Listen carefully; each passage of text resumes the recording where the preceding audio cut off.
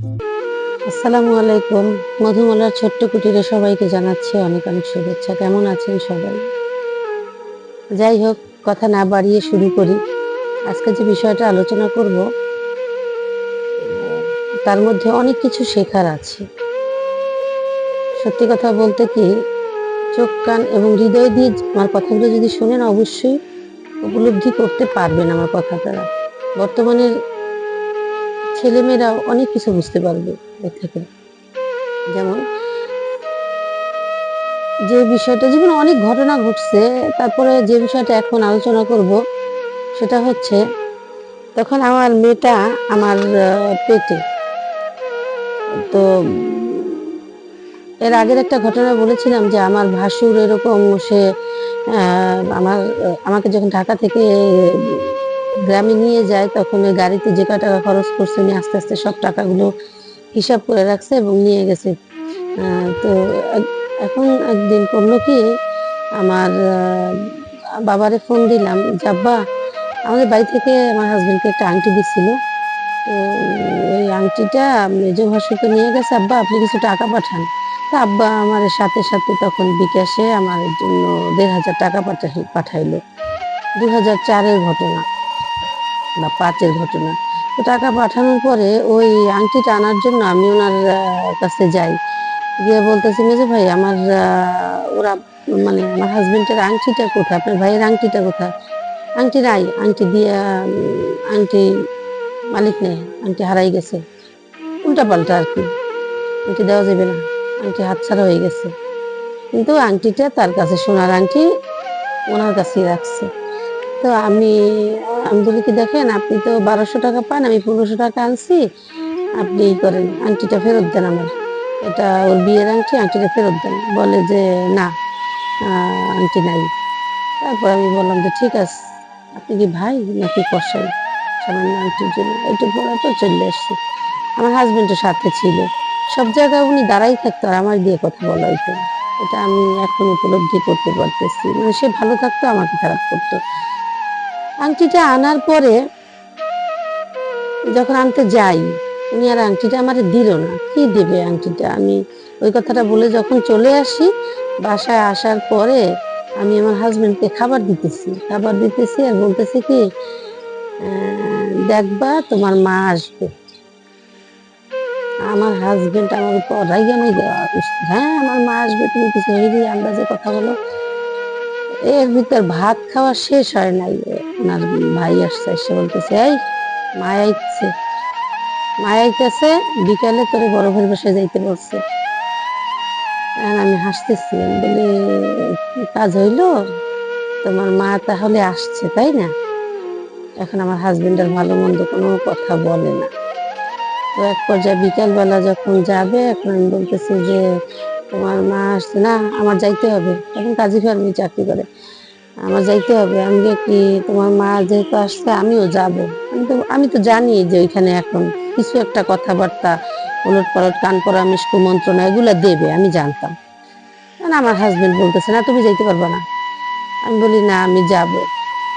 পরে বলতেছে, মা অসুস্থ, আমার যাইতেই হবে। আমি তো খুব ভালো কথা, আমি ওইখানে একটু কৌশল করলাম। আমি ছোট ছোট দু একটা কৌশল, সরল কিন্তু নির্বোধ না তো। তাদের জিনিসগুলো বুঝতাম কিন্তু ধরা দিতাম, আসলে দুঃখ ওদের জন্য, ওরা আমাকে বুঝতো না। আমি বলি, তোমার মা অসুস্থ, আমারও তো যেতে হবে। কয়, না না, যাওয়ার দরকার নেই। এক পর্যায়ে আমি জোরাজুরি করে আমি নিজে গেলাম তার সাথে। তো যখন নিজে গেলাম, যাওয়ার পরে আহ আমি ওই আব্বা যে টাকা পাঠাইছিল, আমি ওই টাকা দিয়ে ওনাদের জন্য, আমার শাশুড়ির জন্য আমি বিভিন্ন ধরনের ফল টল অনেক কিছু নিয়ে রওনা করলাম জ্যৈষ্ঠ মাসের দিন। তো যখন আমি রওনা করে ওনার কাছে গেছি, আমি বড় ভাসুরের গেট থেকে ঢুকতে পারি নাই। এর ভিতরে আমার শাশুড়ি এত পরিমাণ গালাগালি করতেছে আমারে, মানে গালাগালি শুনলে আমার হাসি পেত। তা আমি উঠে বললাম কি, আম্মা আপনি আমারে ভিতরেও ঢুকতে দেন নাই, এত গালাগালি করতেছে, আগে বসি তারপর ইচ্ছা মতো গালাগালি করেন, আমিও শুনি ধৈর্য ধরে। এই গালাগালি তো করে করে, গালাগালি যে কটা নিচে পড়তেছে ওই কটা আবার খালা শাশুড়ি টোকাই টোকাই আমারে দিতেছে, যে একটাও যেন বাদ না পড়ে। আর বড় ভাসুর গালি শুনে সে তার মায়ের একটা ধমক দেক বা বিরত থাকতে বলুক তা না, সে হ্যাঁ হ্যাঁ হ্যাঁ হ্যাঁ করে হাসতেছে। হ্যাঁ, আমি তখন বড় ভাসুর যখন দেখলাম সবাই একই রকম, আর আমার হাজবেন্ড আমার শাশুড়ির কোলের মধ্যে মাথাটা দিয়ে, মা তোমারে কতদিন দেখি না মা, তুমি এরকম করো কি লেগে মা, তুমি আইসো মা, মানে আমারে যে গালি দিতেছে তার কোনো খারাপ লাগতেছে না। হ্যাঁ, তার এই গালি শোনার পরে আমি আমি হাসতেছি, মিট মিট মিট মিটে হাসতেছি যে আহারে, এই হাসিটা ছিল আফসোস যে আমি হাসতেছি যে তোমরা আমারে গালি দেওয়ার জন্য আমাকে তোমরা এইভাবে মানে তোমরা তোমাদের মতো করে আমাকে তৈরি করতেছো, কিন্তু তোমরা যা করতেছো অন্যায় ভাবে আল্লাহ এর পানিশমেন্ট দেবে। পরে আমার বড় ভাসুর, সেও আমার শাশুড়ি কিছু বললো না, আমার হাজবেন্ড তো নাই। এক পর্যায়ে যখন দেখছে আমি বসে বসে তাদের কথা শুনতেছি, মানে আমি বুঝাইতেছি তাদের, আমি ওই কথাগুলো কানে লাগাইনি। আসলে আমার তো ভিতরে লাগতেছে যে অন্যায় ভাবে অন্যায় করতেছো, আবার অন্যায় ভাবে তোমরা তোমার মাকে দিয়ে আমাকে শায়েস্তা করার জন্য তারে বরিশাল থেকে ঢাকায় আনছো। সবচেয়ে মজার ব্যাপার কি, উনি অশিক্ষিত, কিন্তু ওনার ছেলেমেয়েরা কিন্তু মোটামুটি লেখাপড়া করছে। কিন্তু একটা ছেলে মেয়ে ওনার মাকে কোনোদিন সংশোধনের জন্য বলে নাই যে মা তোমার এই ব্যবহারটা উচিত, এটা উচিত না, তুমি তোমার ছেলেমেয়েরা এখন লেখাপড়া করতেছে। তারা তার মাকে সবসময় প্রিভিলেজ দিয়ে দিয়ে অনেক দূর নিয়ে গেছে। তার মা সবসময় ধরাকে সরাক গান করতো। এক পর্যায়ে আমার হাজবেন্ডে করলো কি, আমার শাশুড়ি বললো এই চল রেবিনার বাড়ি যাই, মানে এখানে হয় নাই, এখন বোনকে নিয়ে নেবে। তো যখন গেছে আমিও সাথে সাথে পিছন পিছন বিহায়ের মতো গেলাম। যাওয়ার পরে এখন ননদের বাড়ির গেট থেকে উঠতে পারে নাই, এখন শুনি ননদ বলতেছে হ্যান করেঙ্গা ত্যান করেঙ্গা ছাগল পিটে ম্যান করেঙ্গা, মানে কথাটা বুঝাইছে অনেক কিছু। তখন তার ভাইয়ের কিচ্ছু নাই, বিয়ে শাদী হয়েছে, কোন ভাবে কোন লেভেলে কোন অর্থে কথাটা বলছে আমি পরিষ্কার জানি না। তারপরে আমার যেটা মনে হয় তার ভাইকে হয়তোবা তাদের যৌতুকের ইচ্ছা ছিল, নয়তোবা আমার বাবার বাড়ি থেকে অনেক কিছু পাওয়ার আকাঙ্ক্ষা ছিল, সেটা পায় নাই। কারণ আমার বাবা শরীয়ত মানে, শরীয়তের আইন যে তুমি হেল্প করছে কিন্তু যৌতুক না, সেটা হেল্প, যে মেয়ে অসহায় তারে হেল্প করা লাগবে কিছু কিছু সময়, ওটা করছে। এরপরে আমি ননদকে বললাম কি একটা কথা বলি তোমারে, এটা তোমার শ্বশুর বাড়ি, কিছুক্ষণ পর আমি চলে যাব, তোমার কথাগুলো শোনার পরে আমার সাথে আমি কি করছি না করছি সেটা তো এরা দেখে নাই, আর আমার সাথে যে আচরণ করতেছো এর আচরণ এরা কিন্তু দেখতেছে, এর একটা আচরণ যদি এরা তোমার সাথে করে এটা তোমার জন্যই লস হবে। তোমাদের বাড়িতে আসছি, এখন তুমি ওদের সামনে আমাকে অপমান করবা না করবে এটা তোমার ব্যাপার, তবে যেটা করবো মনে রাখবে এটা কিন্তু তোমার জন্য গচ্ছিত থাকবে। ননদ আর ভালো মন্দ আর কোনো কথা বললো না। ওখানে বসে ওই রকম তামসা টামসা করার পরে খুব কষ্ট লাগলো, পরবর্তীতে চোখে পানি আসে, হাসতে হাসতে পানিটা মুছে ফালাই দিই। এরপরে আসলাম ভাসুর বাড়ি খাওয়ার জন্য। আমার হাজবেন্ড কে নিয়ে আমার শাশুড়ি খাইলো, আর আমি আর খাইতে বসার সাহস পাইলাম না। দেখলাম আমাকে ছাড়া উনি খেয়ে উঠছে। তো আমার সন্তানের উদ্দেশ্যে কথাটা, বাবা এদের থেকে সবসময় সাবধান থাকবা। আজকে আমার সন্তান না, অনেক ছেলেমেয়েরা আছে, অনেক মেয়েরা আছে যে তোমরা বুঝতেছো না যে শ্বশুরবাড়ির জায়গাটা অত্যন্ত কঠিন জায়গা, খুব ভালো মানুষ খুব কম আছে, এবং নীতির কাছে বিক্রি হয় না এরকম মানুষও খুব কম। তো যাই হোক, ওখানে আমি কি আর করবো, শ্বশুর ভাসুরের বাড়িতে কোনো রকম আমি আর খাওয়া দাওয়া করলাম না। তারা খাইলো, কিন্তু এখন রাত্রে ঘুমাবে, কোথায় ঘুমাবে তারা জানে। আমি বললাম চলো বাসায় যাই, এরপরে বাসায় চলে আসলাম। তা একটা কথা কি জানো, যে আল্লাহর তরফ থেকে পানিশমেন্ট তখন আসে যখন তুমি একদম ইনোসেন্ট থাকবা, তোমার কর্মে কোনো ভুল থাকবে না, তখন আল্লাহ তাআলা ঠিকই তোমাকে সাহায্য করবে। তাদের উদ্দেশ্যটা ছিল আমি সংসারটা ছেড়ে চলে যাই। আমরা নারী, অন্যদিকে আমাদের অনেকগুলো পরিচয়, সন্তানের মা, একজন স্ত্রী। তবে একজন স্ত্রী হিসেবে আল্লাহর দরবারে আমাদের অবস্থান অনেক উপরে, এই কথাটা মনে রাখবেন সবাই। কারণ আল্লাহ তাআলা বলছেন যে স্ত্রীরা হচ্ছে আমার আমানত। কোনো ভয় নাই, ডিভোর্স দিব কেন? তবে বড় ভাসুর, আপনাকে একটা কথা বলি, আপনি যে মুখ বন্ধ করে এই যে হাসির মধ্যে আপনি যে কি চাইছিলেন, এটা আমার কাছে কিন্তু পরিষ্কার। আপনি চাইছিলেন যে আপনার ওয়াইফ যেমন অশিক্ষিত, মূর্খ, আপনার ভাই একটা লেখাপড়া জানা মেয়ে বিয়ে করছে, এটা সত্যি আপনারা মেনে নিতে পারেননি। কারণ পারবেন কি করে? আপনি তো অহেতুক এত পরিমাণ প্রশংসা করেন যার উপযুক্ত সে না। এজন্য আমি যাচাই করে দেখছি, কারণ আপনারা প্রত্যেকেই যার সামনে তার কথা বলেন, মুনাফিকের শামিল আপনারা, এবং প্রচন্ড মিথ্যা ছলনা এবং ধোঁকা আপনাদের মধ্যে, যা আমি বুঝতে পারছি অনেক দেরি করে, কিন্তু দেরি করে হলেও বুঝতে পারছি, এটা সত্য কথা। কিন্তু আপনারা যেগুলা করছেন আমার সাথে, আমি আজকে এগুলা রেখে যাচ্ছি, ভবিষ্যতে আমার সন্তান একটা সময় শুনবেন। তার চেয়েও বড় কথা হচ্ছে আপনারা সবাই মিলে আমার এতটুকু ক্ষতিতে থামেননি। তাতে কি হয়েছে? আপনাদের ক্ষতি আল্লাহর তরফ থেকে আসছে, এড়াতে পারেন নাই।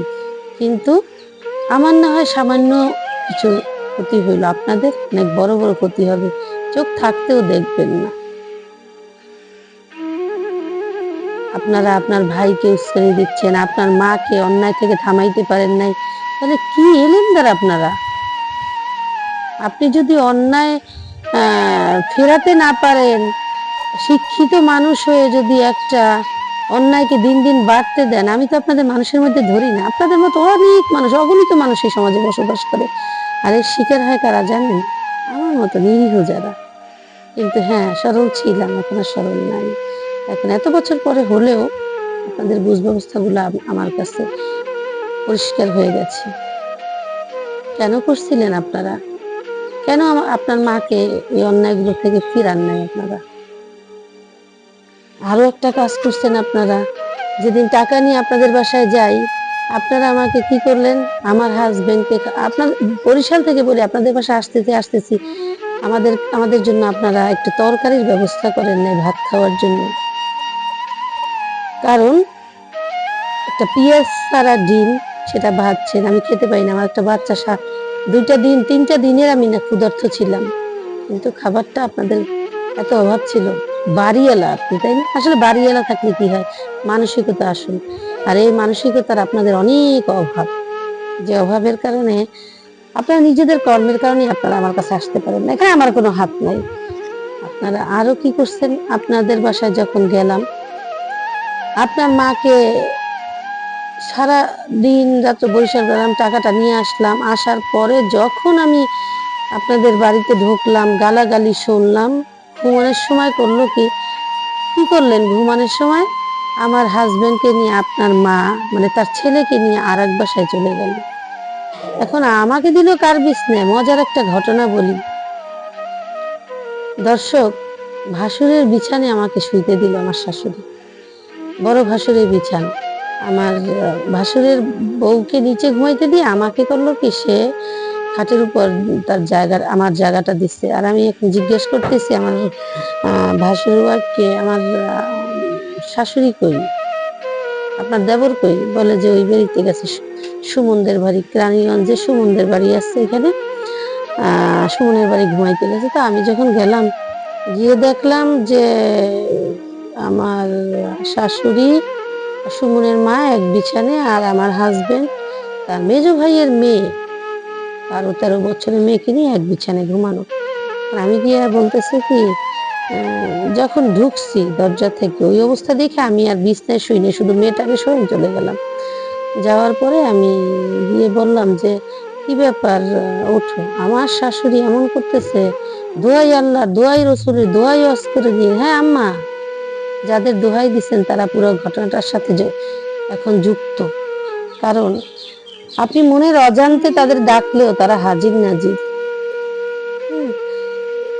আহ, সেই দাবিতে একটা কথা বলি, যখন আমি তাকে ডাকতে গেলাম আপনি আমাকে বারণ করছিলেন, কিন্তু আমি শুনিনি, আমি না শুনে জোর করে তাদেরকে ডাক দিছি। ডাকার পরে আমি তাকে ডেকে নিয়ে আসছি। যখন আসছি বাড়ি থেকে বের হয়েছি, আমার আমাকে নিয়ে 4-5টা থাপ্পড় দিল। থাপ্পড় দেওয়ার সাথে সাথে আমি অজ্ঞান হয়ে পড়ে গেলাম রাস্তার ধানের জমির মধ্যে। কিন্তু পড়ে যাওয়ার পরেও আমি উঠে আবার বলতেছি, তুমি তাড়াতাড়ি বাসায় চলো, তোমার বাসায় যাইতেই হবে। সে গুরুত্বই দিল না। কিন্তু যখন বাসায় আসলো, বাসায় এসে আমি তখন তাকে বললাম, দেখো বিশ্রাম করছে তোমার মা, তোমার বড় ভাই সে তোমার বিশ্রাম দিছে। তখন সে একেবারে পরে বলতেছে, আমি বলি তখন আমি বড় জায়রে বললাম যে তুই যে মূর্খ, এটার আর একটা প্রমাণ দিবি। প্রয়োজনে তো আমার ভাসুর নিচে ঘুমাইবে, জায়গা আছে, কিন্তু সেখানে না গিয়ে তোর ছোট বাচ্চা নিয়ে নিচে ঘুমাইতে দিচ্ছে, যে নিচে ঘুমাও, তোমার বাচ্চা তো দুধের শিশু তানজিল। কিন্তু আমার বিবেচনা হয়েছে এইটা, তানজিল না, মঞ্জিল, সরি মঞ্জিল, যে একটা নাবালক শিশু নিয়ে তোমাকে ফ্লোরে ঘুমাইতে দিছে। আমি জানি তুমি বুঝতাও না এই বুদ্ধিগুলো। উনি ওনার ছেলেকে ব্যাংকের অফিসে তারে খাটের উপরে জায়গা দিছে, আর আমার সাথে উনি বিবেকে পারে নাই, উনি আমাকে কলঙ্ক দেওয়ার জন্য ভাসুর বিছানা দিয়ে চক্রান্তটা সাজাইছিল, যে বউরে নিচে নামাই দিয়ে নিজে ভাসুর বিছানায় ঘুমাইছে। কিন্তু আল্লাহ হেফাজত করার মালিক। এইরকম নেককারজনক ঘটনা আমি জানি না আর কোনো পরিবারে হয় কিনা। এই জিনিসটা শিকার হয়েছে আমি দুইবার। তারপরে আমার হাজবেন্ডকে আমি একটা গালি দিচ্ছি। গালি দেওয়ার পরে বলতেছি, না সরি গালি দেয়নি, বলছে যে তুই এমন অন্ধ হয়েছো যে তোর মা কি করে এটা দেখো না। পরে এই আমার ভাসুর নিচে নেমে শুইলো, আর ওরে আর আমারে ওই ঘরের মধ্যে দিল। কিন্তু এত বড় ঘটনাটায় আমার হাজবেন্ড তার মায়ের প্রতি বিরূপও না, কোনো কিচ্ছু না, কোনো কথা না, কোনো কিছুই তারা বললো না। এটা একটা কাজ। তাই বোন, বাবা, তোমাদের একটা কথাই বলি, সংসার জীবনে অনেক চক্রান্ত হয়, যা প্রমাণ ছাড়া কৌশলে অশিক্ষিত মূর্খ শিক্ষিতদের মধ্যেও করে। তাদের উদ্দেশ্য একটাই, এটা হচ্ছে শয়তানের তরফ থেকে তারা কাজটা করে। সুতরাং হাল ছাড়বে না, সংসার ভাঙবে না। সংসার ভাঙলে আল্লাহ নারাজ হয়। দুনিয়া তো শান্তির জায়গা না। সুতরাং ধৈর্য ধরে এগুলো মোকাবিলা করতে হবে। যাইনি, আজও যাইনি সংসার ছেড়ে, আজ 20 বছর। তাই একটা কথা বলি, চোখ কান খোলা রাখো। বাবার বাড়িতে এত বছরের ঘটনা, 17 বছর পরে বাবার বাড়িতে গিয়েছি, কিন্তু বাবার বাড়িতে এত ঘটনা, ঠুনকো ঠুনকো ঘটনা মনে হচ্ছে এখন প্রকাশ করি না। আসলে যার উপর যায় সে বুঝতে পারে যে ঘটনাটা কত দূর, এটা কত কঠিন। কখনো স্বামী স্ত্রীর মধ্যে তৃতীয় ব্যক্তিকে ঢুকতে দেবে না। আমরা হয়তো তোমাদের মতো এত স্মার্ট না, এত বুঝি কম, হ্যাঁ, তবে যতটুকু বুঝি ওটা পরিপক্ক। বাবা, আল্লাহকে ভয় পাও। আর বিষয়গুলা ভোলার জন্য আমি মাঝে মাঝে একটু হাসি, আমার এই চ্যানেলের মধ্যে আমি একটু হাসি ঠাট্টা করি। আসলে বেশি পরিমাণ অন্তরের মধ্যে আগুন, তো ওটা ভোলার জন্যই আমি এই জিনিসটা করি। যাকগে, ভালো থাকবেন সবাই, অনেক ভালো থাকেন। একটা কথাই বলি, আবারও বলি, ধৈর্য ধারণ করুন, চোখ কান খোলা রাখুন। আর স্বামী স্ত্রীর মধ্যে